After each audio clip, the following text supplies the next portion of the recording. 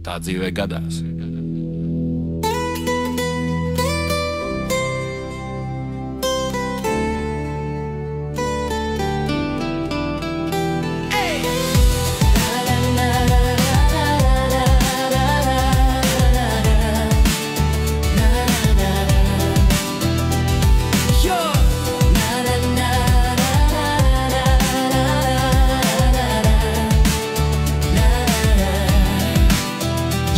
Kāpēc es atceros tās dienas, kad mēs ar tieni saulainās mīlestības jūrā? Toreiz mēs nespēlējāmies ar jūtām, tas bija kā pasaka. Visa mana dzīve man acu priekšā šķita piepildīt ar sapņiem, kas piepildījās, un tu sēdēji man blakus, glāstīji man ar roku un klusi teici, es vienmēr būšu ar tevi.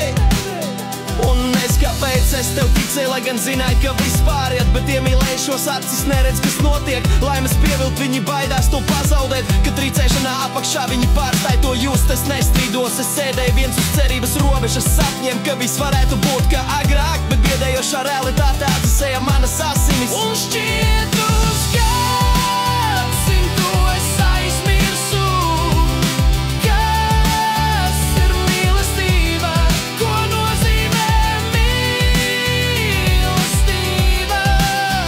Tā notiek dzīvē, ka mīlestība atkal atnāk, tikai liesma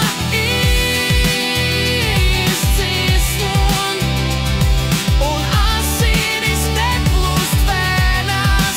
Ja tā notiek, mīlestība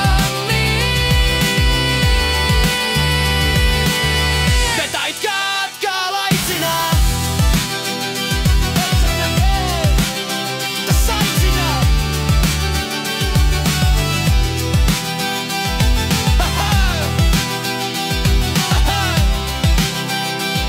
Un nav skaidrs, kur pazudis viss siltums. Augstums acīs, svešs vārdos, bailes no vecu zaudējumu sāpēm. Parastās mīlestības durvis aizcirstas tagad, kad